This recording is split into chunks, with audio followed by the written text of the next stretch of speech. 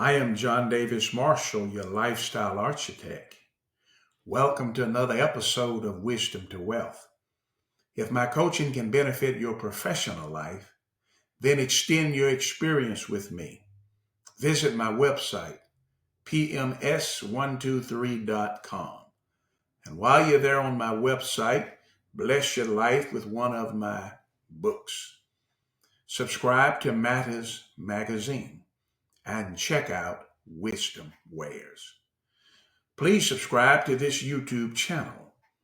Place your comments, like this video, share it with all of your friends.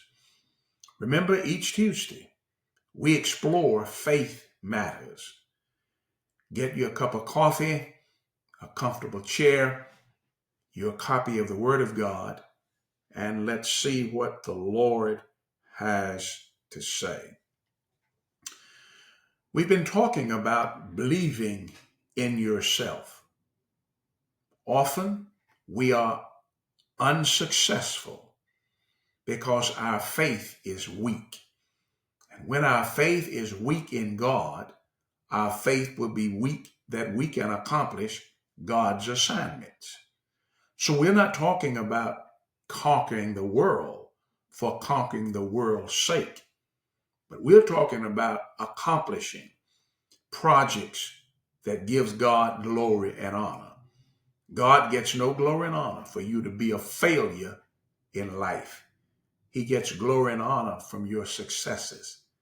And therefore, you ought to believe that you can succeed, that you can do what God has authorized and enabled you to do. Our healthy faith in God will enable us to believe that we can successfully compete in a new and treacherous environment. Because of his faith in God, Abram, whose name was later changed to Abraham, believed that he not only could survive, but he believed that he could thrive in a new and treacherous environment. We have the biblical record to support that contention. Hebrews chapter 11, verses 8 through 10. By faith, Abraham, when he was called, obeyed by going out to a place which he was to receive for an inheritance. And he went out, not knowing where he was going. By faith, he lived as an alien in the land of promise, as in a foreign land, dwelling in tents with Isaac and Jacob, fellow heirs of the same promise. For he was looking for the city which has foundations, whose architect and builder is God. Now, God had earlier told Abram to leave his family and go to a place that he would later show him. Hebrews 12 and verse 1. Now the Lord said to Abram, go forth from your country, from your relatives, from your father's house, to the land which I will show you.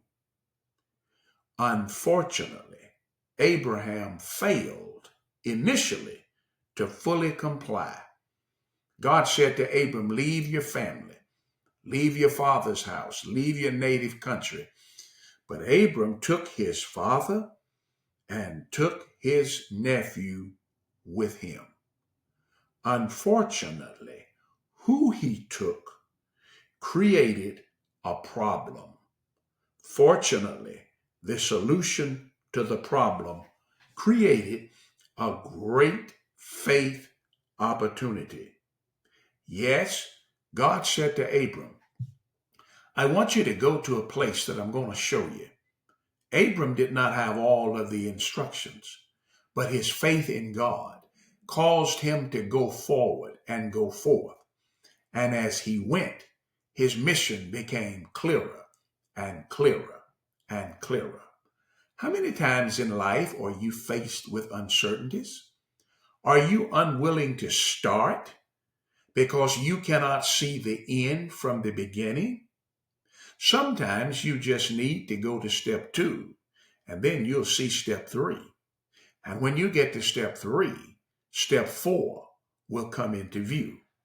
Yes, we ought to believe in ourselves. The Bible is filled with stories of the people of God who believed in themselves. You and I ought to imitate them. Abram is placed in Hebrews chapter 11 and verse number 8 through 10 as an example for us to follow. Now, on that journey, Abram encountered many aggravating circumstances. There arose in the land a famine, Genesis 12 and verse 10. Responding to the famine, Abram detoured from Egypt. He left the place where God had led him.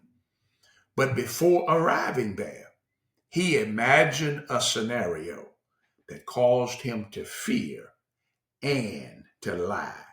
Genesis 12, verse 11 through 20. Though in Egypt, Abram was outside of the will of God, he prospered in natural resources. He didn't starve. He was not adversely affected by the famine. Now, I do not suggest that you ought to abandon God's instructions when a famine arises, but I am here to say to you that there may be moments of doubt, but always recover and recuperate.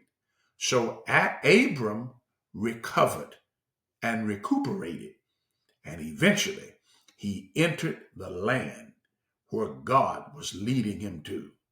And all of that took place because Abram believed in himself. Do you believe in yourself? You said, why should I do that? God's invested in you. So when you believe in yourself, you're simply believing in God's investment.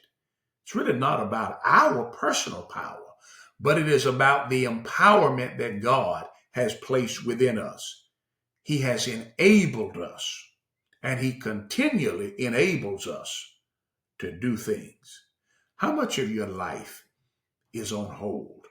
How many good things are you missing in life because you are afraid to go to a new place?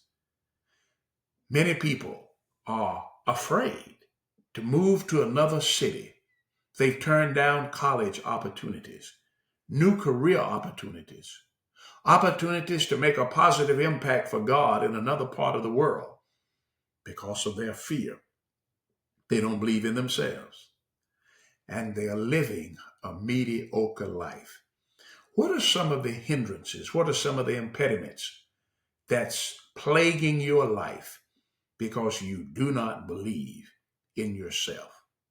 There are people who do not believe in themselves when it comes to people of other nationalities, other ethnic groups. They just don't think. We do exactly what Abram did. He imagined that life was going to be terrible, and so he crafted a lie to tell them that Sarah was his sister, when indeed she was his wife. Now here's the mistake that Abram made. He underestimated the power of God, and he overestimated the treacherousness of the people. The very thing that he feared, when it came to their attention, when it came to the king's attention, that this was Abram's wife, he was furious, and he sent the man on his journey. What are you afraid of? What are you afraid of? Are you just sitting around imagining that life is going to be bad? Are you just sitting around imagining that life is going to be bad with a new political administration? Are you sitting around imagining that life is going to be impossible because of what's going on in other nations? Or are you going to accept and follow the challenge of Jesus when he said, seek first the kingdom of heaven, and these things will be added unto you? My friend, if you are pursuing a project wherein God gets his glory, believe that you can thrive and survive in a treacherous and a new environment. Remember, I am your lifestyle architect. If my coaching can benefit your professional life, or my counseling can benefit your personal life, then extend your experience with me by way of my website, pms123.com. And while you're there on my website, bless your life with one of my books, subscribe to Matters Magazine, and check out Wisdom Wares. Wisdom Wares allow you and enable you to make powerful, positive statements in the general area, wherever you go each day, without ever opening your mouth. Even shy people can speak loudly with Wisdom Wares. Please subscribe to this YouTube channel, like this video, comment on this video, and please share it with every opportunity you get. Indeed, it is true. A better you begins with a grace view of God. That's why we want you to be gripped in His grace and mesmerized by His mercy.